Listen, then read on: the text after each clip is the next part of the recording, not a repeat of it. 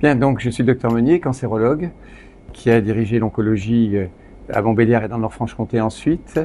jusqu'en 2011. Et je suis président de la Ligue contre le cancer du comité de Montbéliard depuis bientôt 40 ans. Donc l'existence du robot chirurgical, je la connais en tant que cancérologue, par définition, et aussi parce que dans le conseil d'administration de notre comité, il y a deux praticiens chefs de service ici,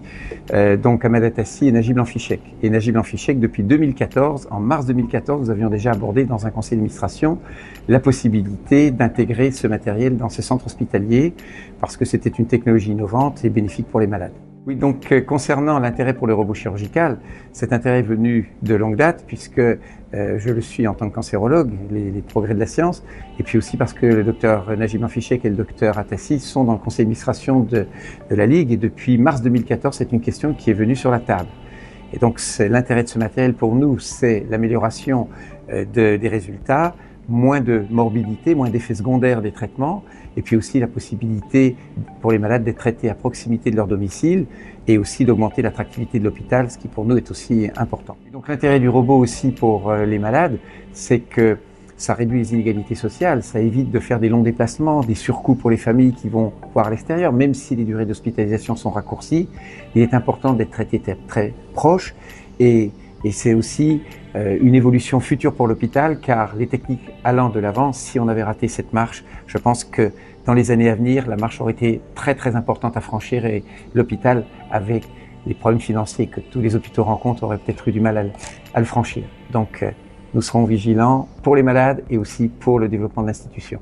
Alors au jour d'aujourd'hui, après la dernière décision du conseil d'administration datant de 48 heures, nous avons donné 230 000 € pour le robot. Et comme c'est un projet qui prévoit une location avec option d'achat sur 7 ans,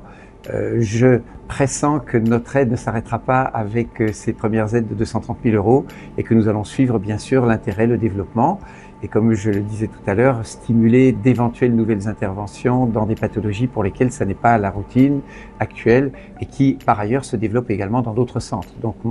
l'hôpital de Trévenans n'est pas en retard par rapport aux traitements standards appliqués pour le robot chirurgical.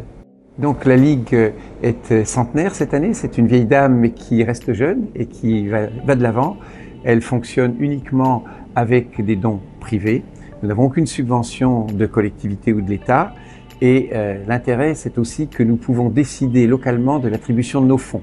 Même si c'est une fédération, les comités sont totalement indépendants dans la façon d'utiliser leur argent et il est important que la population soit au courant du rôle que nous avons et du partenariat que nous avons avec les institutions hospitalières qui ont les compétences validées par le ministère de la Santé pour faire de la cancérologie à un haut niveau. Et c'est donc pour ça que nous continuons de nous impliquer grâce à l'aide de nos bénévoles, de nos donateurs et qui, je l'espère, resteront fidèles et seront conquis par les avancées